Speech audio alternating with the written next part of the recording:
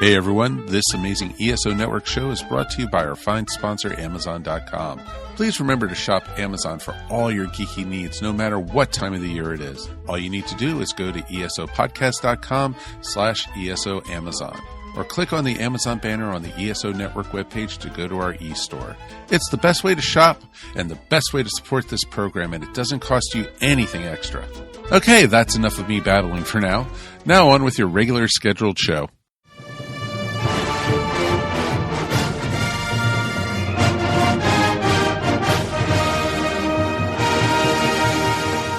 I'm Drew Leiter. And I'm Cleus Jacobs. We're here to tell you about our podcast, The Earth Station DCU. Join us every week as we discuss the DC Universe. We talk everything DC, including comics, television, the cinematic universe, and so much more. We look forward to bringing you some great reviews and discussions. And don't forget, read more comics.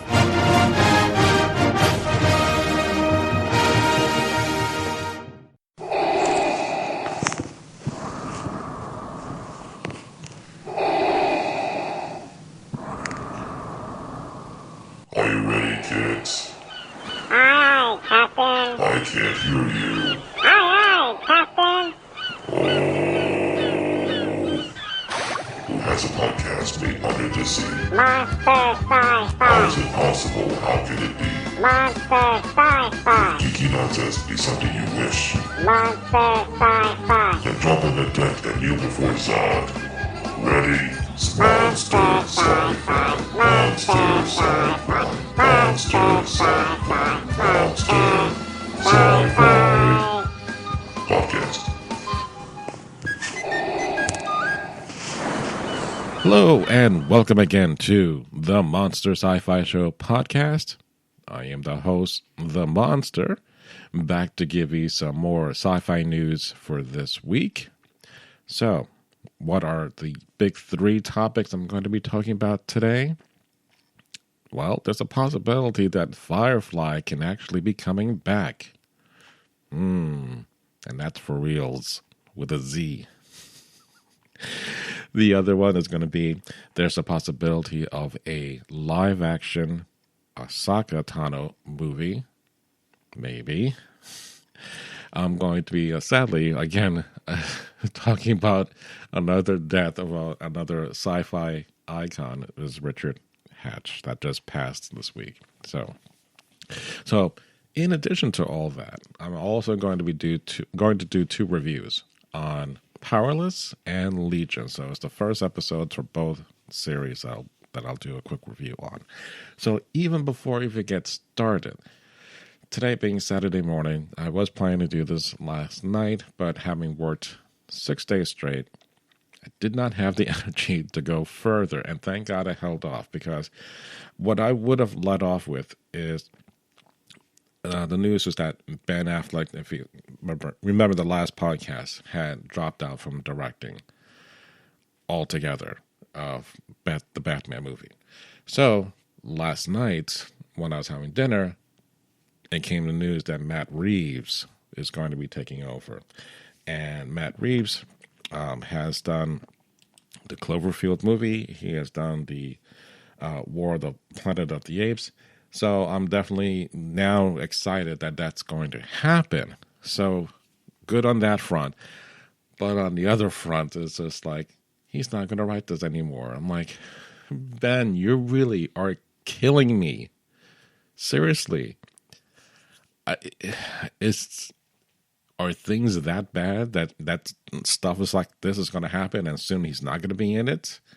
He's not going to exactly produce it? I mean, I don't want this to be the unraveling of the DC EU. I really don't. But fine. Matt, do your thing.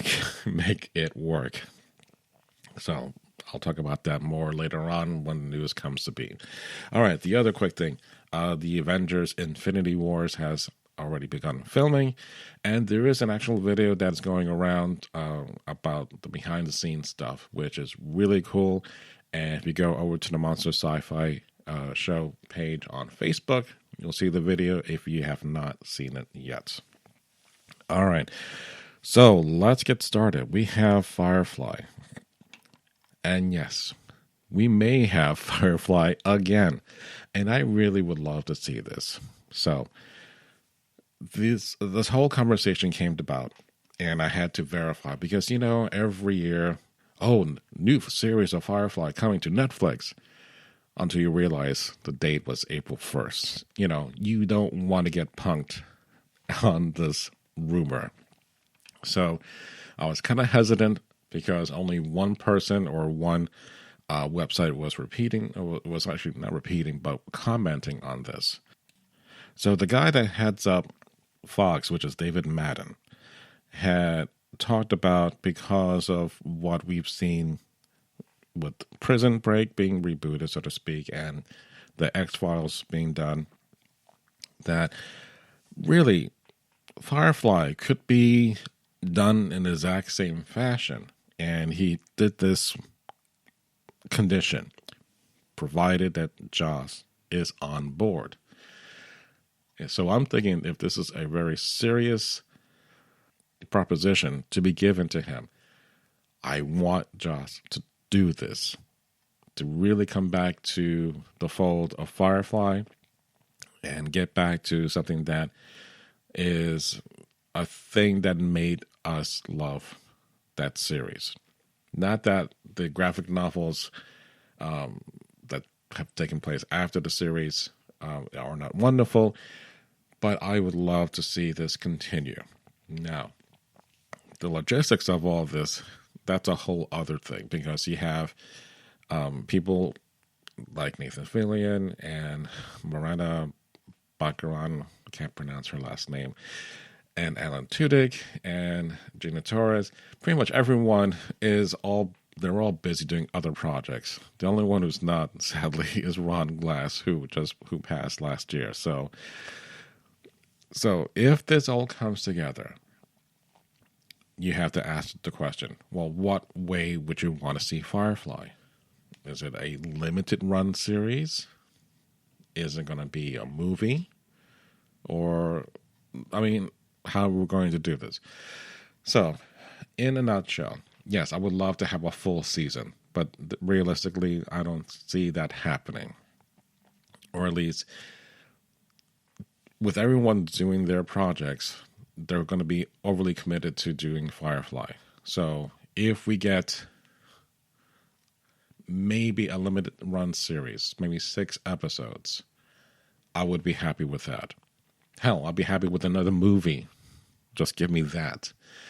But the question is, are we going to then forget those characters, those actors who portray them, and just kind of start over again?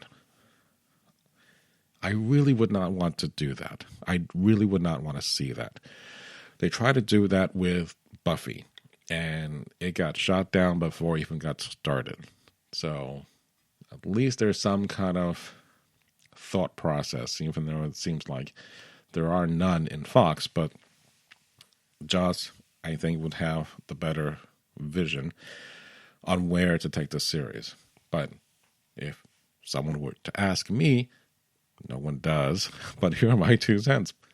Let's continue the story, unfortunately, after the movie. We did lose Wash. We lost Book. Let's continue on all together with what we have to work with. And I will be okay with that. Again, I will be super chill with 6 episodes. I think 6 episodes will be doable. A movie might be a little too much of a time commitment, but who knows? But the fact that we got to this point, and it's no longer, what someone said 3 years ago. This is recent. So I'm thinking and keeping optimistic that this could happen. And I checked Joss's Twitter feed, and there was no mention of this. So I don't know. We'll see what happens with that. All right, so let's move on to the possibility of Ahsoka Tano being actually done in a live-action movie. So, when I saw the first Attack of the Clones animated movie, It was actually played on my birthday because the series was going to be based on that movie. So they put the first 2 episodes together and they put it on the big screen. So I got to see a better Star Wars movie over the Clone Wars. And there was Ahsoka Tano. I was like, when I heard the news that they were doing an animated series and then finding out that he had a Padawan, I'm like, huh? Since when? This is news to me. So, but over the years, as the series continued, and especially that last season of Clone Wars, oh my God, I just so love Ahsoka Tano. And I actually and the host, co-host Mr. Gene and I went on the Star Wars days, and we actually got to see the actress who played her in the movie, in the animated series. So she is really become an astounding character from nothing to like 100%. So I'm just like over the moon that this is a possibility. And again, this is probably more of a rumor, but it just seems to be building on the fact that, well, Han Solo movie has begun filming, so we got that in the boot. We have episode 8 coming out later this year. Episode 9 will be after Han Solo. So pretty much in 2020, there's an opening for us to do something. And there was going to be an idea of having a Boba Fett movie. I don't know if that will continue. But hey, if they brought back Ahsoka Tano in the Rebel series, and I have not seen anything more than season 1. I know she does confront Darth Vader. There's a possibility of her coming back in season 3, supposedly. Again, I'm just reading ahead just to know of where she is in relation to the series. But if it comes down to the wire, it has to be done. I want to see Vader and Ahsoka really go at it in a live-action movie. It would be the kind of redemption that I would see, like what the Rogue One movie, that like a couple of minutes of screen towards the end where Darth Vader is just badass as hell. I want to see a badass fight between those two. And again, Ahsoka Tano going against her former, mentor, that's going to be incredible. So it would kind of lend itself into what happened between Obi-Wan and Kenobi. So I'm just wondering, where would you put this? Would you put this in before Rogue One? I would think so, only because of the timing of when that movie ended. It's literally moments before A New Hope. So it would have to be before Rogue One. So if that really happens, I want to see that. I mean, the fact that I even have a book that just was written about her, a Star Wars novel, and I'm waiting to open up. And I do apologize if you hear that weird music in the background. It's some guy driving his van, and he does this knife sharpening. So he plays this weird music to let us know that he's driving around. And it's just annoying as can be, because I've tried recording several times, and this is as far as I've gotten without him making any noise. Oh my God. All right, so aside from that, if you go to the page where you see the pictures of where I have for the podcast, you'll see the picture that as someone drew of Rosario Dawson. That's the big thing, as Ahsoka Tano. So when I saw that, and considering how much I am in love with Rosario Dawson, just because of everything she's done with Clerks 2, she's done Luke Cage, and the list goes on and on and on and on.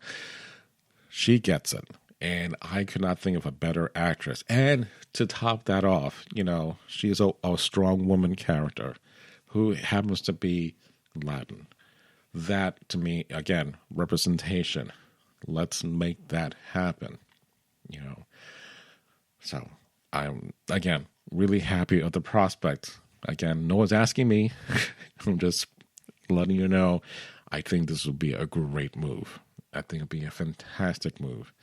And considering, again, if you have not seen any of the Clone Wars, do yourself a favor, go on Netflix or wherever it's streaming, watch the damn series, and you get so rewarded by season 6 because it will blow you away.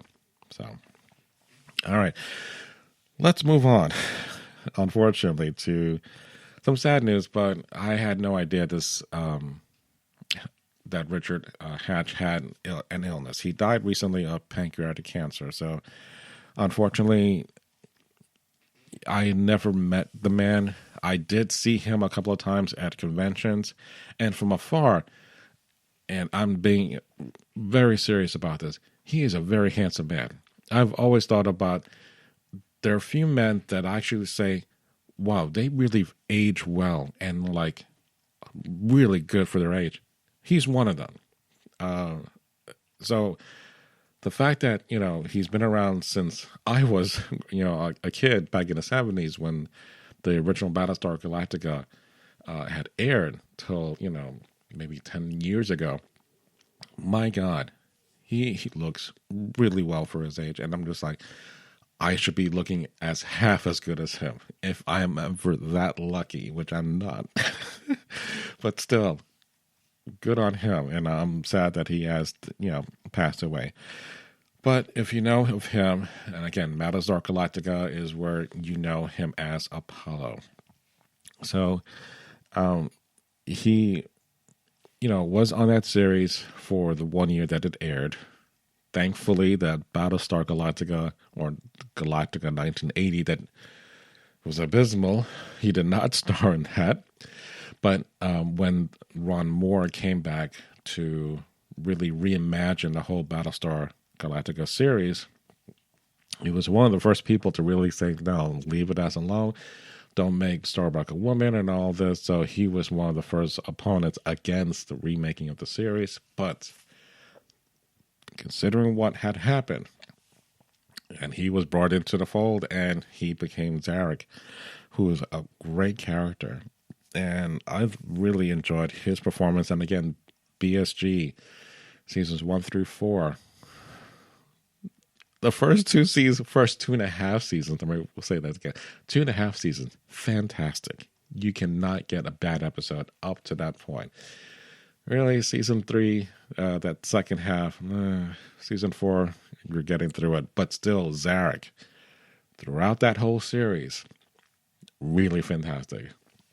So he's a big sci-fi guy, and he wanted to revive his own Battlestar Galactica series, going back to its roots, the original Cylons, the way they looked with, that clunky armor that it's obvious that someone's in there. But he had went so far to do a fan trailer, and then he's written tons of books. One called Armageddon, Warhawk, Resurrection, Rebellion, Paradise, Destiny, and Redemption.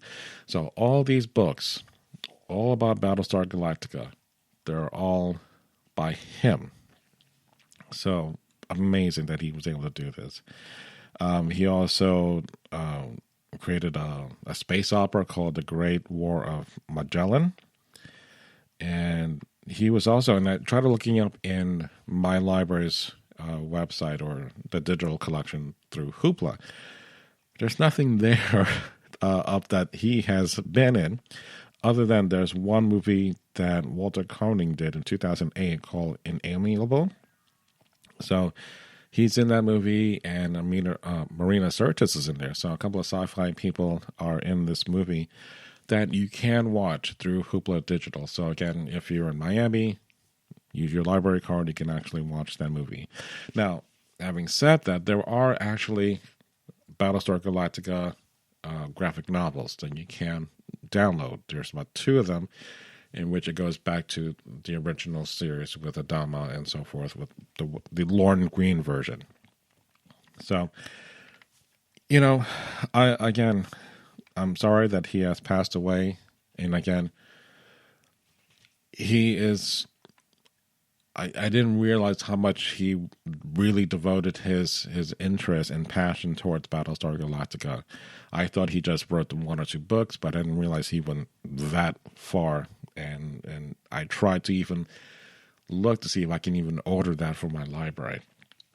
And unfortunately, I had to contact the publisher directly, and I don't have that kind of means.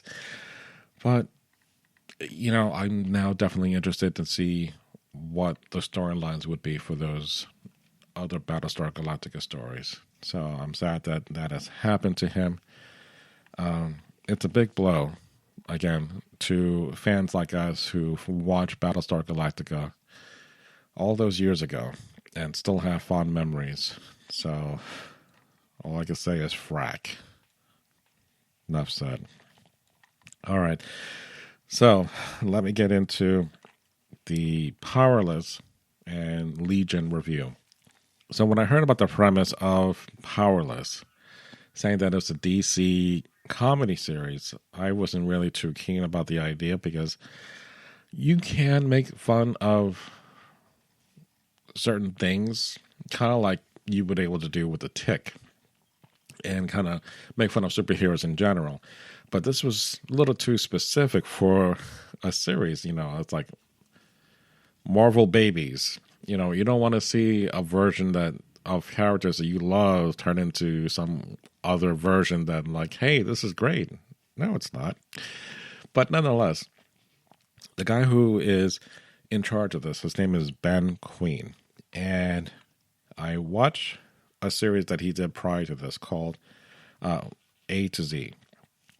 And I love A to Z. Basically, it's a romantic comedy, but it even had a lot of geeky humor that I got. And I'm like, oh my God, is this the reason why I'm even watching this? Is waiting for those references? Yeah, partially. But still, it's very well done. And they only got through 13 episodes. So they only got to letter M of the A to Z. So each series or each episode was a letter of the alphabet. And that was the focus of the episode. So, but it's basically two people falling in love, but they only got through to the letter M. But again, it was very enjoyable. I'm sad that it got to not finish, at least the alphabet. So he had also written Cars 2. I hated Cars 2. It should have been Mater's Tall Tales. And I would have been happier that way, rather than trying to make Steve McQueen, or Lightning McQueen, I should say, the focus of this movie. He wasn't. It was Mater. And then it's all about Mater. Way too much about Mater. All right, so enough about Mater. The other thing is that he did another series. He was a writer for one episode, I think, called Century City. I love this concept because I love watching law series like LA Law, Law and Order, and so forth. But it was a sci-fi based series with law in mind, but in the future of 2030. So basically, it's set in the future, and they deal with the law of stuff that happens in the future. There's one episode, and maybe the very first one, had to do with a baseball player who got an implant of like a bionic eye. So he was being sued because they felt like this was an edge that he would have over non-impaired players. Basically, he was given an advantage. But the argument was, well, if you have a runner who has to have his leg amputated and you got a prosthetic leg and you're still running, most of the time you're not able to run faster than you were before, but you're still able to run. But because of technology and its advancement, and because of his eye, his reflexes was a little bit faster, so that's where the whole storyline will come to play. And like, oh my God, that's really fantastic. So I'm sorry that never really got to get its due, but if you ever get a chance, check out Century City. having all that backstory of Ben Queen, and now that we have the DC Powerless episode, I watched the first episode, and there are a lot of good people in here. We have Vanessa Hudgens, who plays Emily, Danny Pudi, Teddy, Christina Kirk, who plays the but the secretary, Jackie. She was in the A to Z series. Ron Funches, who is fantastic as a comedian on its own, and Alan Tudyk is in this playing Van Wayne, who is related to Bruce Wayne. So it goes on and on and on. So as I watch this first opening, I'm cringing in my seat because it's a little too, I'm not sure where they're going with this whole premise. But basically, Emily, the character, is hired to really come up with a better product to help people in light of everything that's going on with the heroes and the villains fighting in the background, to protect them because they are powerless. So I thought, all right, that really makes sense. And they play in lots of little jokes about the Joker antidote. And it's like the only new invention is that exact same injection thing that it goes from purple to like dark purple. Like, no, but it's completely different. It's not. It's marketing. So things like that I actually enjoyed, and I enjoyed the opening shot of the credits, and they show all the DC characters and the people in the background, the powerless people. That I thought it was very clever. So did I enjoy this? Yes, I did. And I've always enjoyed Vanessa's performance, and even in Grease Live, who, playing Rizzo, and, that live performance that she did, I think just moments after her father had just passed away, she carried on, and she did a fantastic job in that. And overall, I don't know if this can be sustained. It's going to be, I think, a limited run of 13 episodes.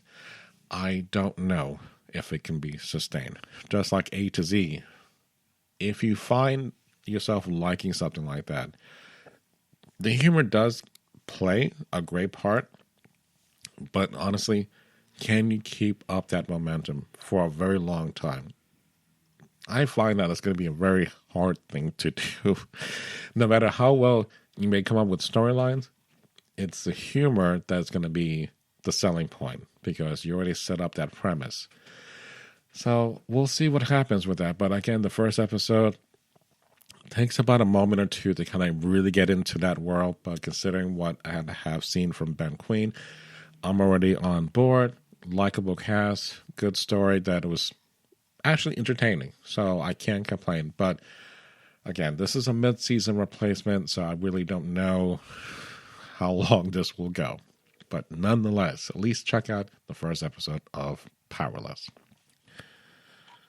So when I watched the first episode of Legion, this is basically taking place in an insane asylum or a mental institution. I don't want to be disparaging. But we get our character David, who is basically, we see the opening shot of him growing up over the years. And it's so stylized on how they did these slow dissolves between all the different ages that he's always in the center of the film. But as the camera's pulling back and he's growing older, he starts up really happy, and then he gets really going down the tubes soon after, and things get progressively worse. And of course, he winds up getting hospitalized.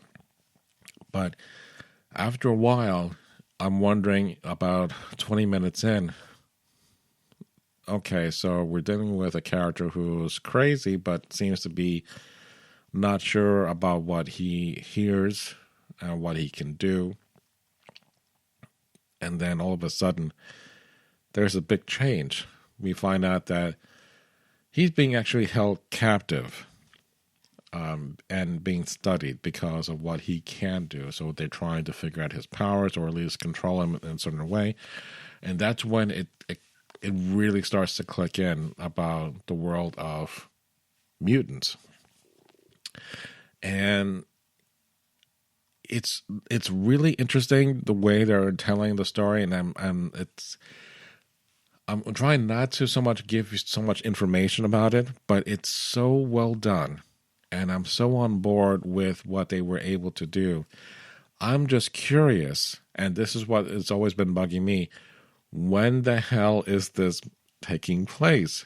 Because in one scene, David is talking on a public phone, and the public phone that you see is not the traditional phone box that's clear. It's like a standalone half cube, not cube, but it's like an egg-shaped phone booth thing. It's a weird thing, but basically it's an old period. So they're talking about this being the 70s. So, but when you watch the series, it seems to be not clear as to where it really taking place. So, and again, in relation to everything else that we've seen with the X-Men movies, I don't know if it will be tied in. It just seems to be, I mean, it's not like the Marvel Cinematic Universe. You have the movies, and then there's Agents of S.H.I.E.L.D. So it's not like that where they're kind of interconnected. It just seems as if Legion is saying, you know what, I'm going to start now. And that's the whole world's going to revolve around us. Not shoehorning Legend into what we've seen already with the X-Men. Okay, so I'll go with that. But nonetheless, Aubrey Plaza, who is in there, I love Aubrey Plaza. So she's fantastic in it. You really need to watch this series because at one point there's a whole Bollywood dance sequence that David envisions. It is so wonderful to watch this whole happen in his head, but it was like visually, I'm still blown away, and I really want to watch this again on the big screen. But you really need to see this more than once because there's a lot of stuff going on, and not until, again, 20 minutes in, then you realize what really is taking place. But up to that point, I'm like, oh, this is kind of hard to watch at times because, you know, you don't want to deal with a crazy person or have mental issues be the focus of this movie, but then that plays down the road because even though things are happening around him, there was an interest like on both sides, good and bad, and the good side are trying to pull him to their side, and this is where the end of the series takes off, where Gene Smart, who was saying to David, you know, take my hand, and he offers it, and it ends on that moment. So I don't know where it's going to go from that point on, but I'm really eager to see this new X-Men series. Not X-Men, but yeah, it is an X-Men series, but I don't know if there will be any references to Professor X. Who knows? Who knows? All right.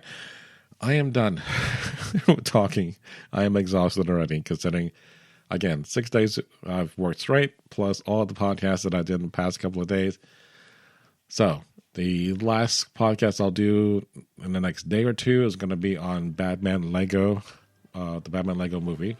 And I'm eager to have some fun with that. And hopefully Mr. Gene and I will get to talk about that. So, nonetheless, I hope you enjoyed this podcast. I'm just babbling, sorry. And I'm going to enjoy the rest of the day. Hopefully I can sleep some more. So I'm going back to bed. All right, so you can find me on the various social networks. Please email me. I really do want to hear from you guys. monsterscifishow@gmail.com. I can't thank you enough for listening to me and to my show. So thank you very much for listening to the Monster Sci-Fi Show podcast. Sci-fi from a certain point of view. I got it right. Good night.